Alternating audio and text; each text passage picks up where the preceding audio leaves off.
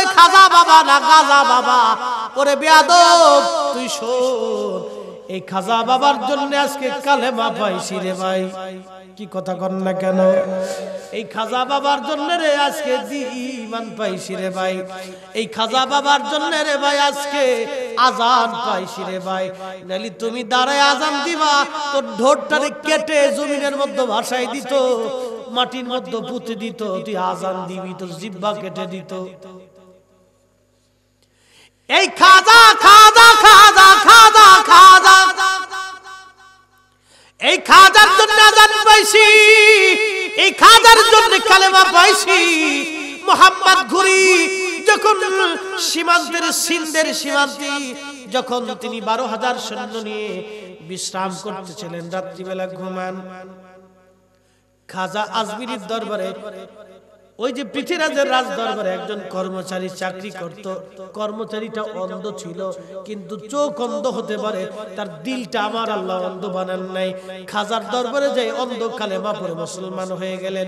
যখন অন্ধ কালেমা পড়ে মুসলমান হয়ে গেলেন, এই অন্ধ যখন ফিরে আসছে পৃথ্বীরাজের রাজ দরবারে, পৃথ্বীরাজ বলে দিল আমার রাজ দরবারে কোনো মুসলমানদের জায়গা হবে না, বের করে দাও এই অন্ধকে। অন্ধ চলে আসলো খাজার দরবারে, এসে বলে হুজুর ওগো খাজা, আপনার কাছে কালেমা পড়ার জন্য পৃথ্বীরাজ আমাকে রাজ দরবার থেকে তাড়াই দিছে। আমি গরিব মানুষ, অন্ধ মানুষ, যদি চাকরি চলে যায় বাচ্চা কাচ্চা ক্ষুধার্ত থাকবে। খাজা আমি আপনার কাছে আসছি, আপনি একটা চিঠি লিখে দেন পৃথ্বীরাজের কাছে, কারণ আপনি চিঠি লিখলে পৃথ্বীরাজ মানতে পারে। তখন খাজা চিঠি লিখলেন।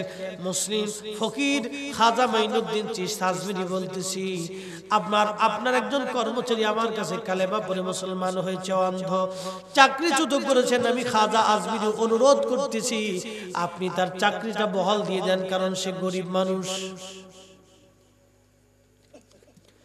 চিঠিখানা নিয়ে অন্ধ বলতেছে বাদশা, খাজার দরবার থেকে চিঠি আসছে, চিঠিখানা পড়েন। চিঠিখানা হাতে নিয়ে পড়ার পরে খাজা মাইনুদ্দিন চিশতির চিঠিখানা পৃথ্বীরাজ টেনে ছিঁড়ে ফেলে দিয়ে নিজের পায়ের মধ্যে ছেড়ে দিলেন। চিঠিখানা যখন ছিঁড়ে ফেলে দিছে, তখন কি সে খাজাকে সম্মান করছে না অসম্মান করছে? চিঠিখানা টেনে ছিঁড়ে পায়ের মধ্যে ফেলে দিছে।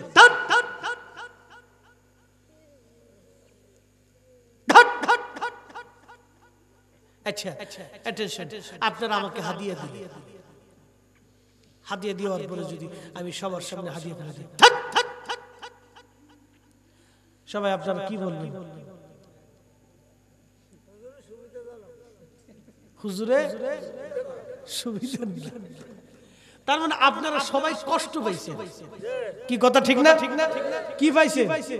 কষ্ট পাইছে, বিরাট বড় কষ্ট পাইছে। যে দাওয়াত দিছে সে বেশি কষ্ট পাইছে। আচ্ছা, কষ্টটা কেন পাইছেন? যে নিজে অন্তরে অপমান অনুভব করছেন, যেটা আমাকে অপমান করা হলো। খুবই মনোযোগ।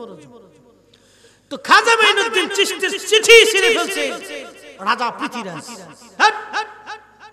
দূর হ, বেরো, মুসলমানদের কোন জায়গা হবে না, বেরো। অন্ধ কাঁদতে কাঁদতে খাজার দরবারে এসে কাঁদতেছে। কাঁদো কেন বাবা? বলে হুজুর আপনার চিঠি পৃথ্বীরাজ ছিঁড়ে ফেলে দিয়ে পায়ের মধ্যে নিক্ষেপ করছে, আমাকে রাজ দরবার থেকে বের করে দিচ্ছে। খাজা মাইনুদ্দিন চিশতি এতক্ষণ ছিলেন ঠান্ডা, হয়ে গেলেন জ্বালানি। আমি পৃথ্বীরাজকে মুসলিম একজন সেনাপতির হাতে তুলে দিলাম। এই কথা বলে খাজা মাইনুদ্দিন চিশতি মোরাকাবায় চলে গেল। কপাল নষ্ট হয়ে গেল পৃথ্বীরাজ। মুসলমানদের বাদশাহী তলোয়ার জোরে হয় নাই, মুসলমানদের বাদশাহী এসেছিল আল্লাহর ওলিদের দুয়ার জোরে। এই কথা বলেন না কেন? মুসলিমদের বাদশাহী আল্লাহর ওলিদের দুয়ার বদৌলতে এসেছিল। 800 বছর মুসলমানের জমিন শাসন করেছে আল্লাহর ওলিদের দুয়ার বদৌলতে। সিন্নি খেয়েছে মোল্লা, চিনি নাই, দেড়বাটের মোল্লা, সৌদি ফেরত, মাদানি ফেরত, আজানি ফেরত, বাংলাদেশে মনে করছে দিন প্রতিষ্ঠিত করে লাইছে। মনে করছে দুই মাদ্রাসা মানে একবারে দিন প্রতিষ্ঠিত করে লইছে। কোরআন শিখানো যায় কিন্তু হিন্দুকে মুসলমান বানানো সহজ না বাবা। কি কথা কন না কেন? একটা জাতিকে তার জীবনের সবকিছু চেঞ্জ করে দিয়ে আল্লাহর দ্বীন তার কলিজার ভিতরে দিওয়াটা এটা সাতটিখানি কথা না। যে কাজ খাজা করেছিলেন, এই খাজা বাবার নাম নিয়ে কেউ যদি গাজা বাবা বলে ওকে জুতা দিয়ে পিটাইলেও হক আদায় হয় না। কথা বলেন মুসলমান ঠিক না বেঠিক? মনোযোগ দেন। রাত্রিবেলা মোহাম্মদ গুরি ঘুমাই দিছে। স্বপ্নে দেখে একজন সুদর্শন পুরুষ ডেকে বলে, হে মোহাম্মদ ঘুরি, আমি তোমাকে হিন্দুস্তান আক্রমণ করার হুকুম প্রদান করছি, দ্রুত গতিতে হিন্দুস্তান আক্রমণ করো। মোহাম্মদ গুরি ঘুম থেকে উঠে সেনাপ্রধানকে বলতেছেন, এই দেরি করা যাবে না, দ্রুত গতিতে প্রস্তুতি নাও। আজকে এক চমৎকার স্বপ্ন দেখেছি, এক আল্লাহর ওলি আমাকে স্বপ্ন দেখাইছে, হিন্দুস্তান অ্যাটাক করার জন্য আমাকে অনুমতি দিয়েছে, দ্রুত গতিতে এই সুযোগ আর হাতছাড়া করা যাবে না। 12,000 মতান্তরে 1,20,000 সৈন্য নিয়ে মোহাম্মদ গুরি দ্রুত গতিতে দিল্লির দিকে রওনা হয়ে গেলেন। সংবাদ চলে আসলো দিল্লির রাজপ্রাসাদে, পৃথ্বীরাজের কাছে সংবাদ এসে গেল। সংবাদ পেয়ে পৃথ্বীরাজ চিন্তা করলেন, আগের বারে মোহাম্মদ গুরিকে বিদায় করছি, লজ্জা হয় নাই, পরাজিত হয়ে চলে গেছে। আজকে মোহাম্মদ গুরি আবার আসতেছে, এমন জনমের শিক্ষা ওকে দিয়ে দিব যাতে কোনোদিন আর দিল্লি আক্রমণ করার সাহস না পায়। সারা ভারতবর্ষ থেকে সৈন্য জোগাইয়া সর্বমোট 3 লক্ষ সৈন্য জোগাড় করলো তৎকালীন জমানায়। 3 লক্ষ লড়াকু সৈনিক জোগাড় করেছে। বিরাট বড় যুদ্ধ হবে। সৈন্যবাহিনী নিয়ে পানিপথ প্রান্তরে চলে গেলেন রাজা পৃথ্বীরাজ। পানিপথ প্রান্তরে যে দুই বাহিনীর সম্মুখীন সামনাসামনি হয়ে গেল। প্রচন্ড যুদ্ধ হয়, ঘন্টার পর ঘন্টা, দিনের পর দিন, সপ্তাহের পর সপ্তাহ যুদ্ধ হয়, কিন্তু কারো পরাজয় হয় না, কারো বিজয় হয় না। কিন্তু মুসলমানরা সংখ্যায় ছিল কম। যুদ্ধের ক্ষেত্রে মুসলমানরা দুর্বল হয়ে গেল। দুর্বল হয়ে যাওয়ার পরে মোহাম্মদ গুরির সৈন্যরা পিছু হটতেছিল। এমন সময় মোহাম্মদ গুরি বললেন, সর্বনাশ, দেরি করা যাবে না। উনি একজন বার্তাবাহককে খাজা বাবার দরবারে পাঠাই দিলেন, যাও খাজার কাছে যাইয়া আমাদের করুণ অবস্থার কথাগুলি বলো আর দোয়া করতে বলো যেন আমরা বিজয় লাভ করি। বার্তাবাহক দৌড়ে এসে খাজার দরবারে এসে বললেন, হুজুর, এই যে বার্তা নিয়ে এসেছি। খাজা বার্তাখানা পড়ার পরে বললেন, যাও, চলিয়া যাও। বার্তাবাহক চলে গেলেন। খাজা নিজ হুজরা থেকে বের হয়ে এক মুষ্টি মাটি নিয়ে বিসমিল্লাহি আল্লাহু আকবার বলে পানিপথের দিকে ছুঁড়ে মারলেন। ওই বালিগুলি শুধু ওইখানে আজমিরের মধ্যে ছিল না, বালিগুলি মারলেন আজমির থেকে চলে আসলো পানিপথে, শত শত মাইল দূরে। একবার আওয়াজ তুলে বলা যাবে কি আল্লাহু আকবার? পাওয়ার আছে? আওয়াজ তুলে বলেন, পাওয়ার আছে? এটা ওলি, এটা ওলি। এদের কারণে ইসলাম পাইছি আজকে। এদের কাছে গেলেই শিরকের তবকা এসে যায়। বন্ধু মনোযোগ, বালি মারলেন। আজমির থেকে বালি চলে আসলো পৃথ্বীরাজের রাজ দরবার।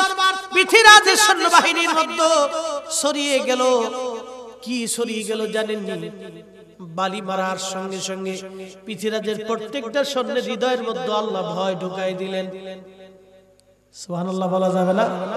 কি ঢুকাই দিলেন? ভয়, ভয়, ভয় ঢুকাই দিলেন।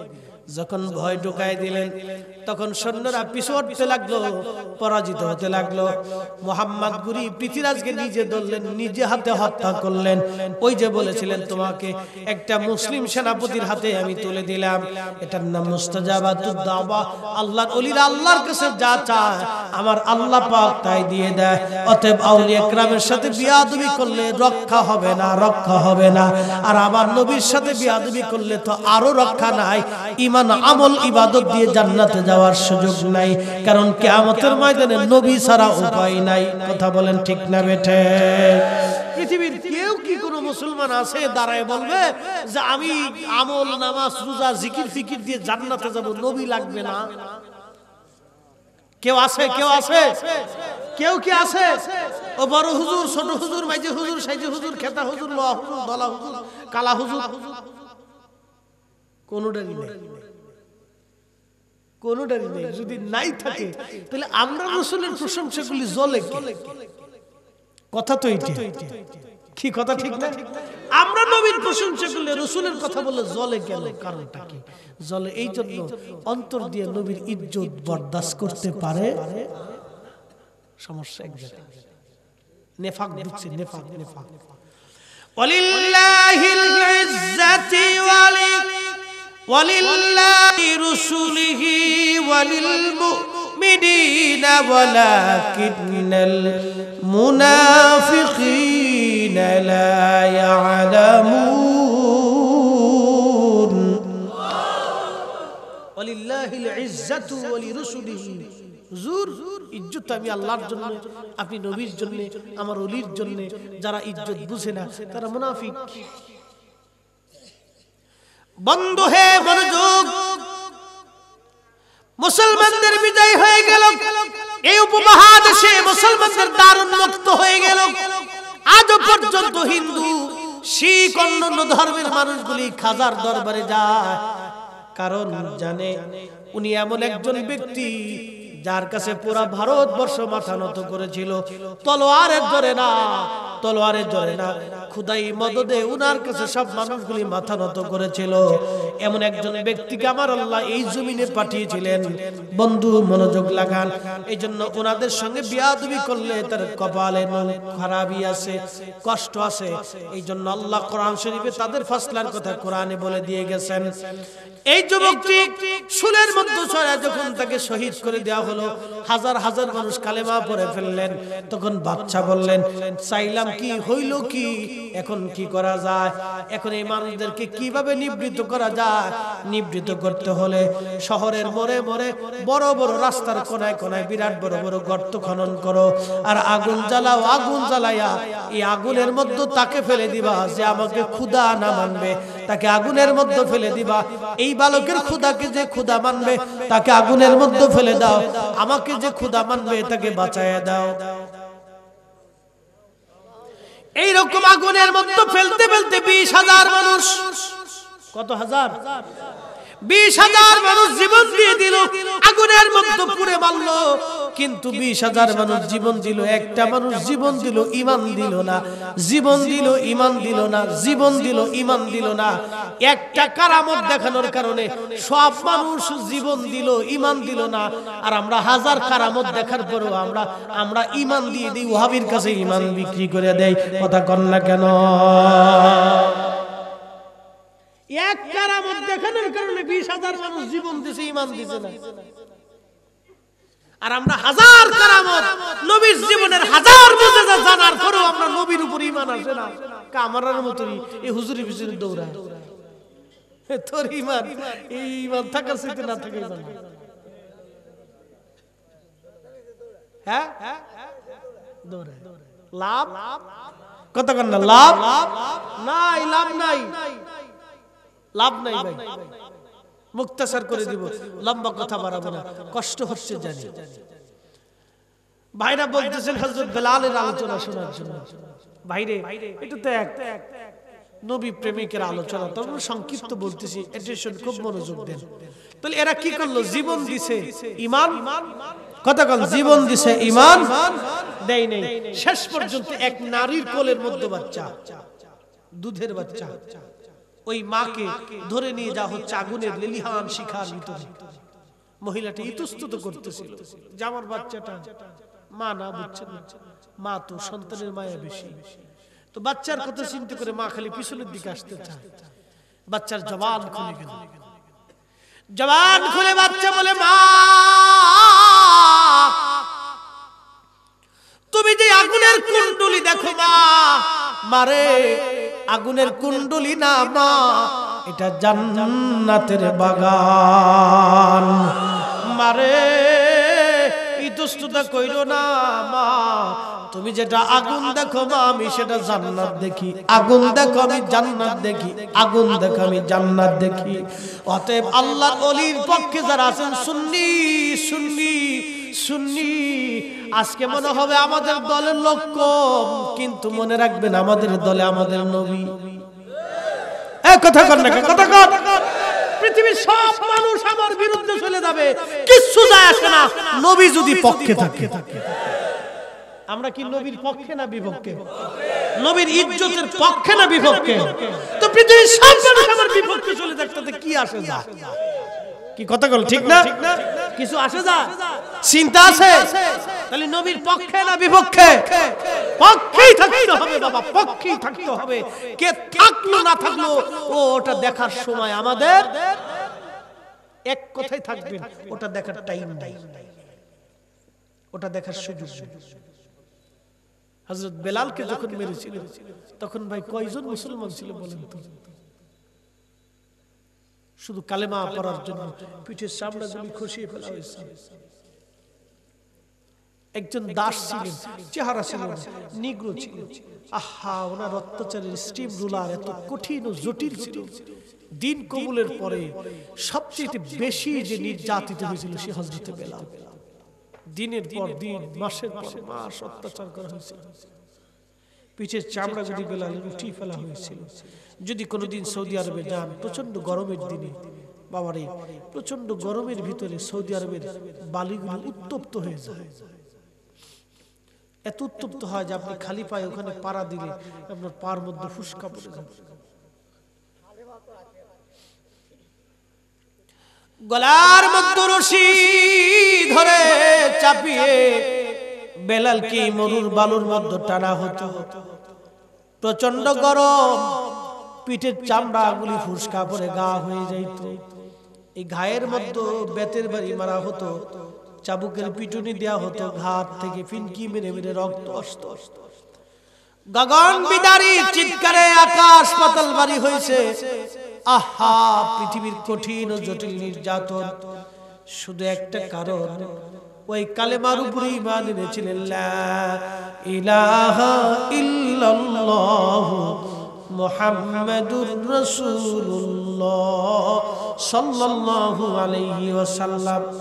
শুধুমাত্র এই কালেমার উপরে ঈমান আনার কারণে বেলালের পিঠের চামড়াগুলি চলে গেছে, গোশতগুলি খসিয়ে ফেলে দেওয়া হয়েছে, খাবার বন্ধ করে দেওয়া হয়েছে। তারপর বেলাল আহাদ আহাদ করে চিল্লা আহাদ আহাদ বলে কাঁদতেন। জবান বন্ধ করে দেওয়ার জন্য লোহার শিক আগুনের মধ্যে পোড়াইয়া গরম করে দিয়ে জিহ্বা টেনে বের করে জিহ্বার এই পার ওই পার করে লোহার শিক ঢুকিয়ে দেওয়া হয়েছে।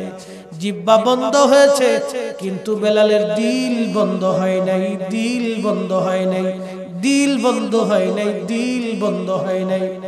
বাবাজি হাত বাঁধতে পারে, চোখ বাঁধতে পারে, পা বাঁধতে পারে, কিন্তু দিল বাঁধা যায় না, দিল বাঁধা যায় না। সুন্নি সুন্নি সুন্নি সুন্নি। দুনিয়ার সব মানুষ যদি আলাদা হয়ে যায়, আমরা নবী থেকে জুদা হব না। রাজি আছেন না? না হাত তুলে বলেন আছেন না? না। বেলালের মতো আশিক যদি আমরা হইতাম, এ দুনিয়ায় নবীর দেখা পাইতাম, এ দুনিয়ায় নবীর দেখা পাইতাম। আল্লাহর নবী তার এই কঠিন কষ্ট আল্লাহর কাছে এত ভালো লেগেছিল, আল্লাহর নবী মসজিদে নববীর মুয়াজ্জিন তাকে বানাই দিলেন। চারটিখানি কথা না রে ভাই, নবীর দরবারের মুয়াজ্জিন পৃথিবী যদি বিক্রি করে দেন মুয়াজ্জিন হওয়া যাবে না। পৃথিবীর সবচাইতে যদি জ্ঞানী হন, সায়েন্টিস্ট হন, নবীর দরবারের মুয়াজ্জিন হওয়া যায় না। আল্লাহর নবী নবীজি যাকে মুয়াজ্জিন বানাই দিলেন তিনি বেলাল। নবীর মুয়াজ্জিন বেলাল, বেলাল বেলাল নবীর মুয়াজ্জিন। কালো নিগ্রো চেহারা ছিল না, বংশ ছিল না, কিন্তু নবীর প্রেমে এত বড় খেতাব আশিক রাসূল, আশিক রাসূল।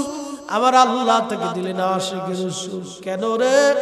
নবীর ভালোবাসায়, নবীর ভালোবাসা। ওরে বন্ধু তাই বলে দিয়ে যায়, বন্ধু বলে দিয়ে যায়, বলে দিয়ে যায়, আমরা সুন্নিরা বেলালের মতো নবীর কদম কোনোদিন ছাড়ব না, নবীর চরণ আমরা ছাড়ব না। কথা বলেন ঠিক না বেঠে? পিঠের চামড়া চলে যাবে, আমাদের গোশত চলে যাবে, জীবন চলে যাবে, কিন্তু ঈমান বিক্রি করে দেওয়া যাবে না। আর ঈমানের ফাউন্ডেশন হলো নবীর ভালোবাসা, নবীর ভালোবাসা, নবীর ভালোবাসা। আমার পীর কেবলা জান হুজুর মাঝে মধ্যে একটা গজল আমাদের শের এইভাবে শোনাইতেন, গাউরে মুসলিম গণ নবী গুণ গাউরে, পরাণ ভরিয়া সবে সাল্লেওয়ালা গাউরে, পরাণ ভরিয়া সবে সাল্লেওয়ালা গাউরে। যে দেশেতে যেখানে যাও রে নবী গুণ গাউরে, পরাণ ভরিয়া সবে সাল্লেওয়ালা গাউরে, পরাণ ভরিয়া সবে সাল্লেওয়ালা গাউরে। সালাতুন ইয়া রাসূলুল্লাহ, সালামুন ইয়া হাবিবাল্লাহ, আলাইকুম সালাতুন ইয়া রাসূলুল্লাহ, আলাইকুম সালামুন ইয়া হাবিবাল্লাহ, আলাইকুম। বাইরে পৃথিবী থেকে আমরা সবাই একদিন চলেই যেতে হবে, ওই কবরে অবশ্যই যেতেই হবে, আজ হোক কাল হোক, আমরা কেউ থাকবো না ভাই। তো যদি যাইতেই হবে তো ঈমানটা নিয়ে যাওয়ার দরকার। মেহেশরের কঠিন দিনে আমাদের কোনো নামাজ নাই, রোজা নাই, ইবাদত নাই, আমরা যা পড়ছি এটা দিয়ে আল্লাহর সামনে উত্থাপন করার কিছু। আমরা যে নামাজ পড়ছি, নামাজ নিয়ে আল্লাহর সামনে বলার উপায় নেই, আল্লাহ এই যে নামাজ পড়ছিলাম এটা দিয়ে মাফ করো, আল্লাহ এই যে রোজা রাখছিলাম এটা দিয়ে মাফ করো, আল্লাহ সাদকা দিছিলাম এটা দিয়ে মাফ করো, এটা বলার সুযোগ নেই। আল্লাহ রাসূল যদি কবুল করে, নবীর কদম মুবারকে যাইয়ে আল্লাহর কাছে বলতে পারবো, আল্লাহ জীবনের কিছুই ছিল না, কিন্তু তোমার নবীর গান গাইছি, তোমার নবীর প্রশংসা করতাম, তোমার নবীর তাজিম তাকরীম করতাম, তোমার নবীর পক্ষে কথা বলতাম, তোমার নবীর পক্ষেই থাকতাম। আল্লাহ কি কথা কন না, ঠিক না? আমাদের উপমহাদেশের শ্রেষ্ঠ মুহাদ্দিস শাহ আব্দুল হক মুহাদ্দিস দেহলভী, আব্দুল হক মুহাদ্দিস দেহলভী আখবারুল আখিয়ার পঞ্চম খণ্ড মুনাজাতে বদর গাহে কাদিউল হাজাতের মধ্যে তিনি মুনাজাত করতেন, আল্লাহ এমন কোন আমল নাই যে আমল তোমার কাছে আমি উপস্থাপন করতে পারি আল্লাহ, কিন্তু একটা আমল করি, তোমার নবীর শানে মিলাদ করি, তোমার নবীকে দাঁড়ায় সালাম করি। আসতে বলেন কেন, জোরে বলেন। উনি কে ছিলেন জানেন? উনি ছিলেন মুজাদ্দিদ আল ফেসানি আল ফারুকি সেরহিন্দি রহমাতুল্লাহ আলাইহির ডান হাত। মুজাদ্দিদ আল ফেসানি আল ফারুকি কে ছিলেন জানেন? এই জমিন থেকে সম্রাট আকবর দ্বীন ইলাহির মাধ্যমে ইসলামকে বিদায় করতে চেয়েছিলেন। সম্রাট আকবর জাহাঙ্গীরকে পদানত করে এই জমিনে যে দ্বীন ইলাহিকে বিতাড়িত করে আল্লাহর জমিনে কালেমার পতাকা যিনি উড্ডীন করেছিলেন তিনি মুজাদ্দিদ আল ফেসানি। উনি এই জন্য হাজার বছরের মুজাদ্দিদ, হাজার বছরে একজন, হাজার বছরের মুজাদ্দিদ, হাজার বছরে একজন। ওনার ডান হাত ছিলেন শেখ আব্দুল হক মুহাদ্দিস দেহলভী, যিনি এই জমিনের প্রথম মুহাদ্দিস। তিনি বলতেছেন, আয় আল্লাহ তোমার নবীর শানে মিলাদ করি, তোমার রাসূলকে দাঁড়ায় তাজিম করি, সালাম করি। আল্লাহ এটার ভিতরে আমার ইখলাসের কোনো ত্রুটি নাই, আমি এটা তোমার রাসূলের মহব্বতেই করি। আল্লাহ আল্লাহ এই খাতিরে তুমি আমার দোয়াকে মঞ্জুর করো, দোয়াকে মঞ্জুর করো। একসাথে বলা যাবে না সুবহানাল্লাহ? আরে ভাই আমরা কি তাদের চাইতে বুজুর্গ হইছি? তাদের চাইতে বড় আলেম হইছি, তাদের চাইতে বড় আল্লাহওয়ালা হইছি। এখন একটা বাপ লইছে, দুইটা মাদ্রাসা বানিয়ে একটু একটু খেতাব মেতাব লাগাই দিয়ে এমন বুজুর্গ বাপ লইছে, সাদা জুব্বা, সাদা পোশাক, সাদা পাগড়ি, সাদা জুতা, সাদা মোজা হইরে আমরা মনে করছি একদম সব সাদা হয়ে গেছি, কিন্তু উপর দিয়ে সাদা, ভিতরে তো কালা। কথা কর না, কথা কর, উচিত কথা বলে তো মাই সব বেজার হয়ে যাবে। বাহিরে তো মাশাআল্লাহ সব সাদা, কিন্তু ভিতরে তো কালা। সব সাদা মানে পাবলিকে দেখাইতে আমরা সাদা হয়ে গেছে একবারে সব সাদা।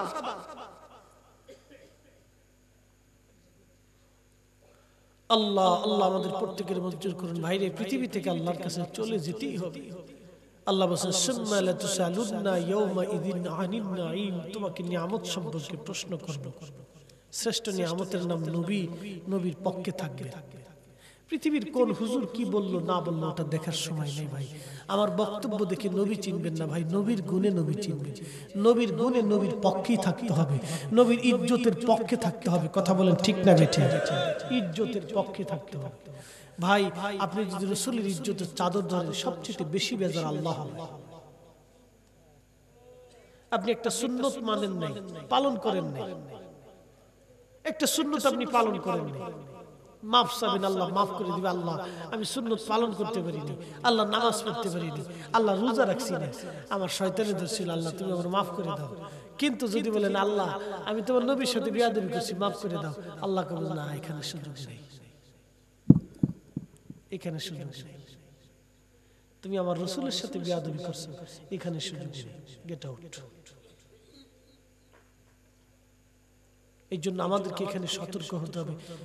পৃথিবী থেকে আমরা অবশ্যই চলে যাব। জিন্দেগি তোর যায় রে ফাঁকি দিয়া রে সোনার আদম, জিন্দেগি তোর যায় ফাঁকি দিয়া। পৃথিবী থেকে চলে যেহেতুই হবে, আমরা একদিন পৃথিবী থেকে সবাই চলে যাব, শূন্য হাতে, মুক্ত হস্তে, খালি হাতে সবাই চলে যাব। এ দামি পোশাক, এ দামি চাদর, এ দামি টুপি কিচ্ছু যাবে না। সাদা কাপড় পরাই দিয়ে বিদায় করে দিবে। 24 ঘন্টা পরে শরীরের ভিতরে পোকার সৃষ্টি হবে, পায়খানার রাস্তা দিয়ে পোকাগুলি বের হতে থাকে। একটা মানুষের জীবনের সব শেষ, দুর্গন্ধে মানুষ কাছে আসতে পারে না। যেই মানুষেরা যে হাত চুমাইছে, যে কপাল চুমাইছে, যে শরীর চুমাইছে, যে শরীর বুকের ভিতরে নিয়ে ঘুমাই রয়েছে, আপনার সন্তানকে আপনি বুকের মধ্যে নিয়ে ঘুমাইছেন, ওই সন্তানই আপনার কাছে এসে দাঁড়াবে না। দুর্গন্ধ লাগতেছে আজকে দুর্গন্ধ লাগতেছে। পৃথিবীর সব মানুষ আপনাকে ভুলে যাবে, কিন্তু রাসূল তো আপনাকে ভুলবে না ভাই। ভালোবাসলে নবীকেই বাসে, পক্ষে থাকলে নবীর পক্ষেই থাকে। আমার শেষ বক্তব্য এটাই, যদি পক্ষে থাকে নবীর পক্ষে থাকে, যে হুজুরে নবীর পক্ষে কথা বলে, নবীর ইজ্জতের পক্ষে কথা বলে, আমরা সেই হুজুরকেই ভালোবাসি। কথা বলেন ঠিক না বেঠিক? এ কোন দরবারের মুরিদ, এটা আমার দেখার টাইম নেই। আমি দেখেছি আমার রাসূলের পক্ষে কথা বলে। প্রিয় উপস্থিতি, আল্লাহ পাক যেন আমাদেরকে মঞ্জুর করেন। শূন্য হাতে আমরা চলে যাব ভাই। কবরের জিন্দেগিতে সব মানুষ আপনাকে রেখে চলে আসবে। যে বন্ধু আপনাকে না দেখলে ঘুমাইতো না, আপনাকে না দেখলে খাইতো না, ভালোই লাগতো না, সে বন্ধু আপনাকে বিদায় দিয়ে চলে আসবে। হয়তো বছরে একবারও কবরের কাছে যাবে না ভাই। Out of sight, out of mind. মানুষ চোখের আড়াল হলে মনের আড়াল হয়ে যায়, চোখের আড়াল হলে মনের আড়াল হয়ে যায়। কিন্তু ভাই একজন মানুষ যে আপনাকে ভুলবে না, সে নবী, সে নবী। আপনি চোখের আড়াল হলো, এ নবীর মনের আড়াল আপনি কখনো হবেন না যদি নবীকে ভালোবেসেই যেতে পারেন। কথা বলেন ঠিক না বেঠিক? ভাই এটা নিয়েই কবরে যান, এটা নিয়েই কবরে যান, এটা নিয়েই কবরে যান। আমরা চলে যাব পৃথিবী থেকে শূন্য হাতে। উপস্থিত মাহফিল, মাদ্রাসা, এই ছেলেগুলি বসে রয়েছে, দেখেন বাবা ওদের কি স্বার্থ আছে কিনা বসে রয়েছে। ওরা তো যা ঘুমাইতেও পারত, কিন্তু বসে রয়েছে। হুজুর কইছে বসে রয়েছে। আমি শেষ একটা ঘটনা বলে শেষ করে দেব। পৃথিবীর অন্যতম শ্রেষ্ঠ দিগ্বিজয়ী বাদশা ছিলেন সুলতান মাহমুদ গজনবী, নাম শুনছেন? এই সুলতান মাহমুদ গজনবী একদিন স্বর্ণের প্রদীপ নিয়ে প্রজাদেরকে দেখার জন্য তিনি শহরে বেরিয়েছেন। তেমন সময় দেখে যে শহরের এক দোকানদারের প্রদীপের পাশে বসে একটা তলবে ইলম কোরআন হাদিস পড়তেছে। তো জিজ্ঞেস করলেন, বাসা তোমার কি প্রদীপ নাই? বলে, না, আমি গরিব মানুষ, আমি এতিম, আমার প্রদীপ কেনার পয়সা নাই, আমি দোকানদারের প্রদীপের পাশে বসে আমি হাদিস পড়ি। সুলতান মাহমুদ গজনবী চোখের পানি ফেলে দিলেন, হি আল্লাহ, আমি কিয়ামতের ময়দানে আল্লাহ রাসূলের সামনে কি জবাব দেব? আপনি ভাবতেছেন শুধু আল্লাহর সামনে দাঁড়াবেন, নবীর সামনে দাঁড়াবেন না? ভাই, নবীর সামনে দাঁড়াইতে হবে কিয়ামতের মাঠে। আপনি ভাবতেছেন কি? আপনাদেরকে বারবার নবীর দিকে টানি, আপনারা আমাদেরকে বেদাতি বলেন, আমরা বারবার নবীর দিকে টানি, আপনারা আমাদেরকে বেদাতি বলেন, বলতে থাকে। কঠিন মেহসর আপনার সাথে সাক্ষাৎ হবে আমার। আমি রাসূলের সামনে কি জবাব দিব? যদি রাসূল জিজ্ঞেস করে আমার একজন তলাবা টাকার অভাবে, পয়সার অভাবে, হ্যাঁ, দোকানদারের প্রদীপের আলো হাওলাত করে কিতাব পড়েছিল, আর তুমি বাদশা, তুমি স্বর্ণের প্রদীপ নিয়ে রাস্তায় পথ চলেছো, আমি সেই দিন রাসূলের সামনে কি জবাব দিব? উনি প্রদীপখানা নিয়ে বললেন, বাবা, তোমাকে স্বর্ণের প্রদীপটা দিয়ে দিলাম, তুমি কালকে থেকে এই স্বর্ণের প্রদীপ দিয়ে বাবা কিতাব পড়বা। মারহাবা খান। চলে আসছে, রাত্রিবেলা ঘুমাইছে, স্বপ্নে দেখে হুজুর রাহমাতুল লিল আলামিন নবী বাদশার ঘরে তশরিফ এনেছে। আরো জোরে আল্লাহু আকবার। নবী কি সাচ্চাখানি কথা? ভাই, নবী দেখার মতো সৌভাগ্য পৃথিবীতে কয়জনের আছে বলেন তো? রাসূল করিম তশরিফ আনছে, গজনবী সালাম দি, ইয়া নবী আল্লাহ, ইয়া রাসূলুল্লাহ, আপনি আমার মতো মিসকিন, আমার মতো নাসিজের ঘরে আসছেন। নবীজি বলেন, একটা সুসংবাদ দেওয়ার জন্য আসছি। হে সুলতান মাহমুদ গজনবী, কালকে তুমি, আজকে রাতে তুমি আমার একজন তলাবাকে স্বর্ণের প্রদীপ দিয়ে সম্মান করেছো, সম্মান করেছো। হে মাহমুদ গজনবী, তুমি তাকে সম্মান করো নাই, তুমি আমাকে সম্মান করছো। আমি নবী তোমাকে মঞ্জুর করেছি, তোমাকে কবুল করেছি, তোমার জন্য দোয়া করে গেলাম, দুনিয়া ও হাসরে তোমাকে আল্লাহ অপমান করবে না। আর জোরে বলেন, তাহলে নবীর তাজিমের দাম কত, খালি এটা চিন্তা করে।